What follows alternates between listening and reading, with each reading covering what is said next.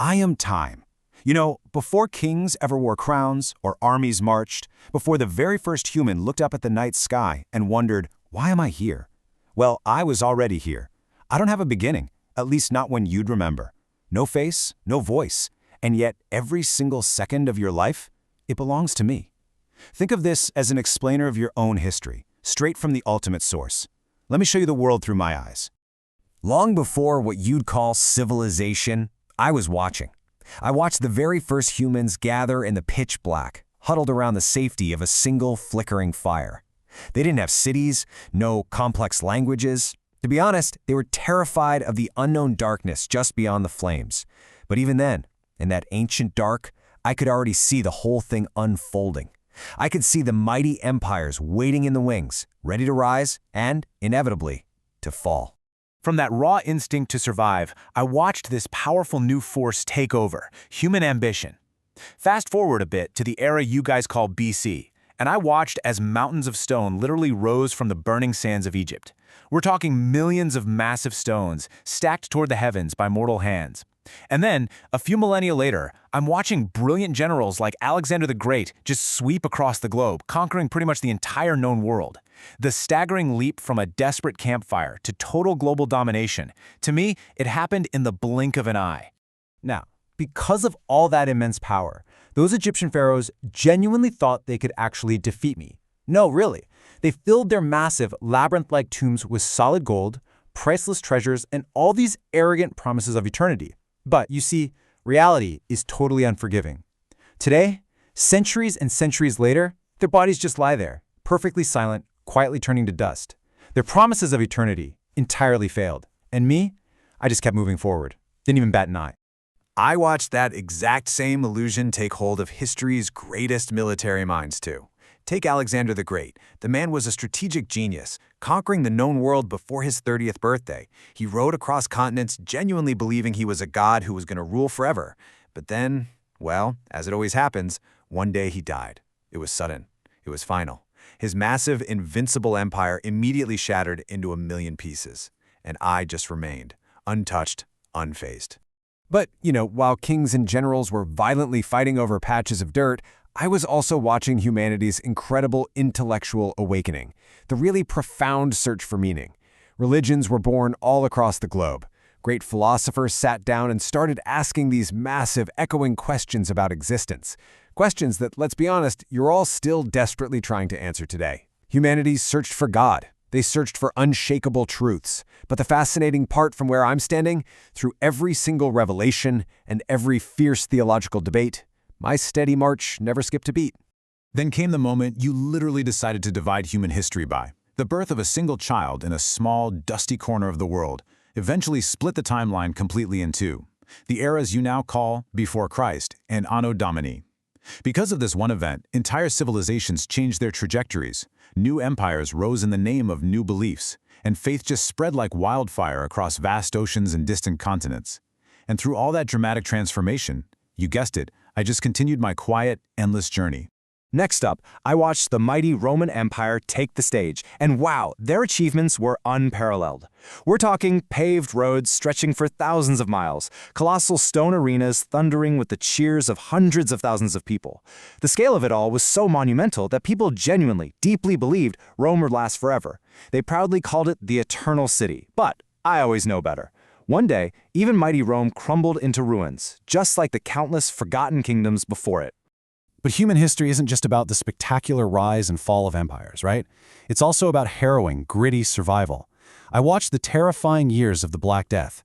Imagine actually being there. Millions upon millions of people just vanishing from the earth. Bustling cities growing hauntingly silent. Humanity literally thought the end of the world was here. Yet, miraculously, you survived. The plague eventually broke, people slowly rebuilt, and as always, I kept moving. Coming out of that darkness, the world started to rapidly open up. I watched daring explorers hoist their sails and head off into terrifying, unknown oceans. I saw these fragile wooden ships disappear beyond horizons that people used to think marked the literal edge of the world. For the very first time, isolated cultures were meeting. Ancient knowledge spread everywhere.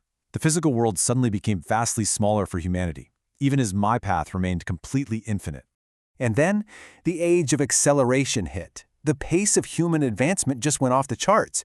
In the 1800s, you finally stopped riding horses and started building civilizations of steel and steam. You weren't just surviving nature anymore. You were aggressively reshaping the entire planet with massive machines. But sadly, this rapid progress brought staggering tragedy too. Between 1914 and 1945, I watched two terrible world wars burn ancient cities to the ground. Millions of lives ended in the mud. I heard the prayers of soldiers and the empty promises of leaders. And still, I moved forward, right up until 1969, when humans finally did the absolutely impossible. I really want you to think about that 1969 milestone from my perspective for a second.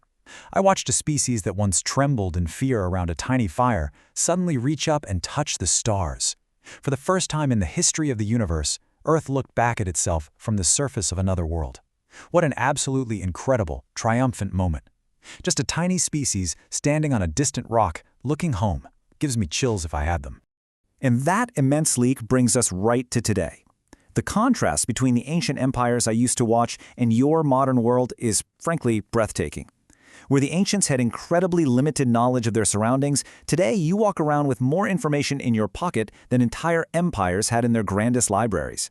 Where messages used to take months on horseback, you speak across oceans instantly. You traded lifting heavy stone for writing code to build artificial intelligence. Instead of fearing the dark, billions of you are now dreaming of visiting Mars and searching for life among the stars. It's wild. But through all this incredible, dizzying progress, there's one profound thing I've learned after watching every single generation live and die. There's one single unanswerable question that unites absolutely everyone. How much time do I have?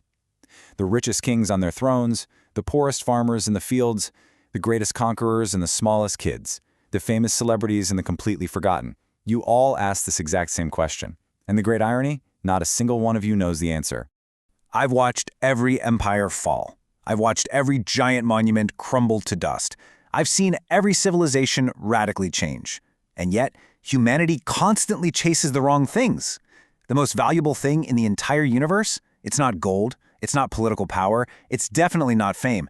The ultimate, irreplaceable value is simply a single moment. Why? Because once I take that moment away, no force in existence can ever bring it back. That is the chilling existential truth of your reality. Once a second passes from your present into my domain, absolutely nothing in the universe, no amount of money, no cutting-edge technology, no desperate prayer can ever return it to you. It's gone forever. And that is exactly why your present time is, without a doubt, your most precious possession.